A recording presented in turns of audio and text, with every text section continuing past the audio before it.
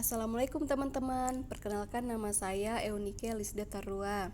Saat ini saya akan membahas materi dari mata kuliah Al-Islam Kemuhammadiyaan dengan judul Paradigma Perkembangan Iptek dalam Islam.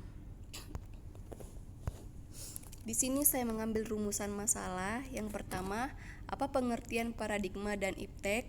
Dan yang kedua, bagaimana pandangan Islam mengenai iptek? Pengertian paradigma. Paradigma dalam disiplin ilmu intelektual adalah cara pandang orang terhadap diri dan lingkungan yang akan mempengaruhinya dalam berpikir, bersikap, dan bertingkah laku. Sedangkan pengertian iptek adalah suatu sumber atau wadah informasi yang akan meningkatkan dan menambah ilmu juga wawasan seseorang dalam bidang teknologi. Selanjutnya, bagaimana pandangan Islam mengenai iptek?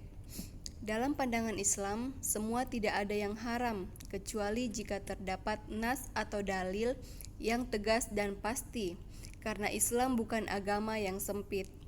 Produk iptek ada yang bermanfaat manakala manusia menggunakan dengan baik dan tepat, dan dapat pula mendatangkan dosa dan malapetaka manakala digunakan untuk menggumbar hawa nafsu dan kesenangan semata.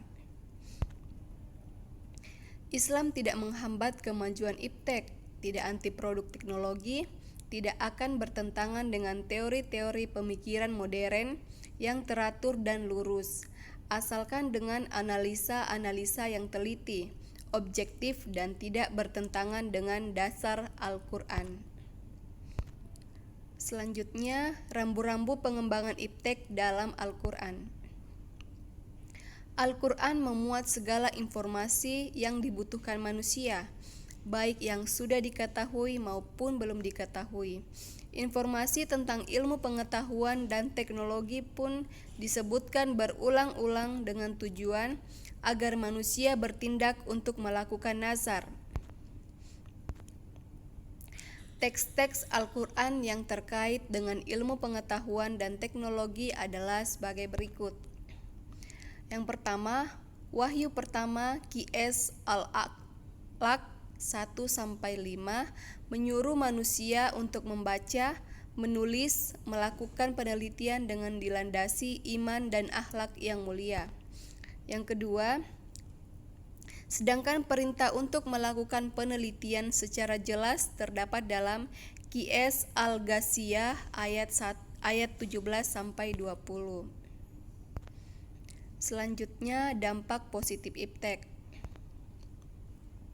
Dari sisi positifnya, proses ini membuat orang tidak lagi hanya berwawasan lokal. Dalam usahanya memecahkan persoalan, ia akan melihat ke seluruh dunia guna menemukan solusi. Dalam mencari pekerjaan atau ilmu, ia tidak lagi membatasi diri pada pekerjaan atau lembaga pendidikan di daerahnya. Selanjutnya kita masuk dalam dampak negatif iptek. Salah satu dampak negatif iptek adalah penyalahgunaan alat-alat teknologi tersebut, diantaranya penggunaan gadget pada anak di bawah umur tanpa pengawasan orang tua. Nah, inilah materi dari saya yang sempat saya sampaikan. Lebih dan kurangnya mohon dimaafkan. Saya akhiri. Terima kasih.